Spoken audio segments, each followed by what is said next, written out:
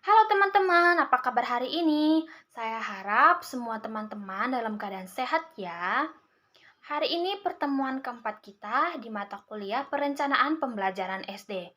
Perkenalkan, kami dari kelompok 2, yaitu Atisa Fitri, Maulida Astuti, Sofi Faiza, dan saya sendiri, Sorta Guru Singa, akan membahas tentang merancang analisis kebutuhan dan analisis karakteristik peserta didik dalam pembelajaran.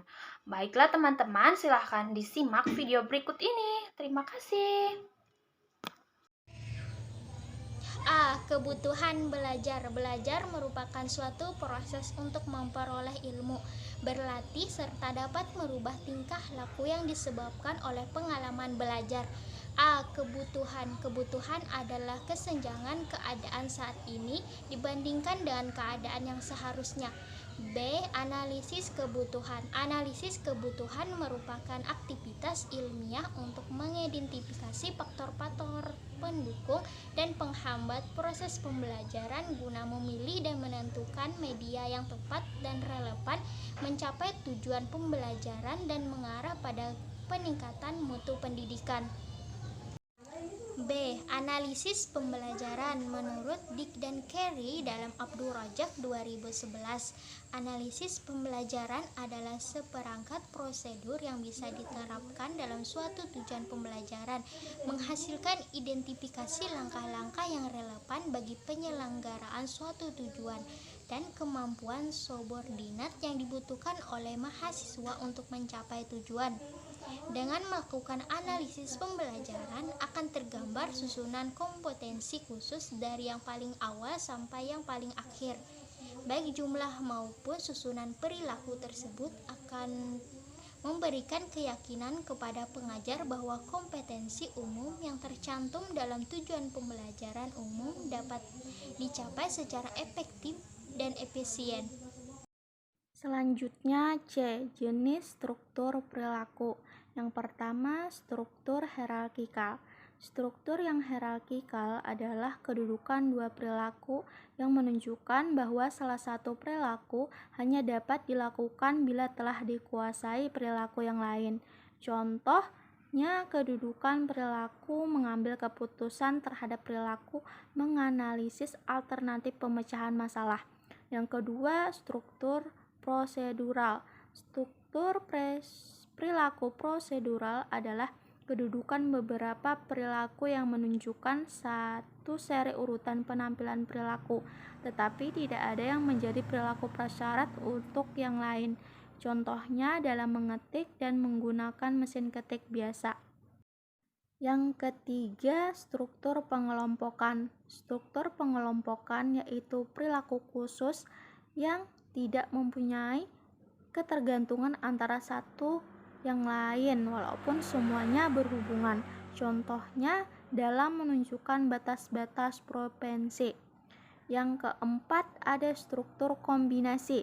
Struktur kombinasi yaitu perilaku umum yang bila diuraikan menjadi perilaku khusus sebagian besar akan terstruktur secara kombinasi antara struktur hierarkikal, prosedural, dan pengelompokan.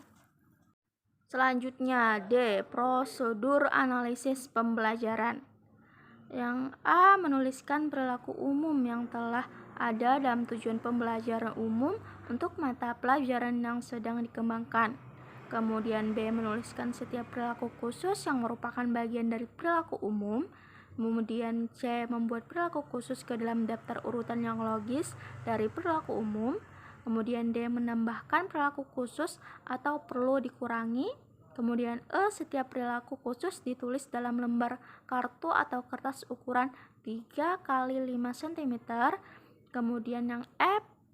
Kartu disusun dengan menempatkannya dalam struktur hierarki prosedural atau dikelompokkan menurut kedudukan masing-masing terhadap kartu lain. Selanjutnya yang G. Bila perlu ditambah dengan perilaku khusus lain atau dikurangi sesuai kedudukan masing-masing. Yang H. Letak perilaku digambarkan dalam bentuk kotak-kotak di atas kertas lebar sesuai dengan letak kartu yang telah disusun. Yang I, hubungkan kotak-kotak yang telah digambar dengan garis-garis vertikal dan horizontal untuk menyatakan hierarkikal dan prosedural dan pengelompokan. Yang J, meneliti kemungkinan hubungan perilaku umum yang satu dengan yang lain atau perilaku khusus yang berada di bawah perilaku umum yang berbeda. Yang K, memberi nomor urut pada setiap perilaku khusus dimulai dari yang terjauh hingga yang terdekat dari perilaku umum. Yang E, perilaku dan karakteristik siswa. Kegiatan menganalisis perilaku dan karakteristik siswa dalam mengembangkan pembelajaran merupakan pendekatan yang menerima siswa apa adanya dan menyusun sistem pembelajaran atas dasar keadaan siswa tersebut. Di dalam menganalisis karakteristik siswa, ada 3 hal yang perlu diperhatikan. Yang pertama, karakteristik atau keadaan yang berkenaan dengan kemampuan awal seperti kemampuan intelektual, kemampuan berpikir, mengucapkan, dan kemampuan gerak atau psikomotor skill. Misalnya, keterampilan menggerakkan tangan, kaki, dan badan. Yang kedua, karakteristik yang berhubungan dengan latar belakang dan status sosial dan kebudayaan atau yang disebut dengan sosiokultural. Yang ketiga, karakteristik yang berkenaan dengan perbedaan kepribadian seperti sikap, perasaan, minat, dan sebagainya. Baik, selanjutnya kita akan membahas yang F, teknik analisis karakteristik awal siswa. Yang pertama, dengan menggunakan catatan-catatan atau dokumen yang tersedia. Yang B, menggunakan tes prasyarat dan tes awal. Yang C, dengan mengadakan konsultasi individual. Yang D, dengan menyampaikan angket atau kuesioner.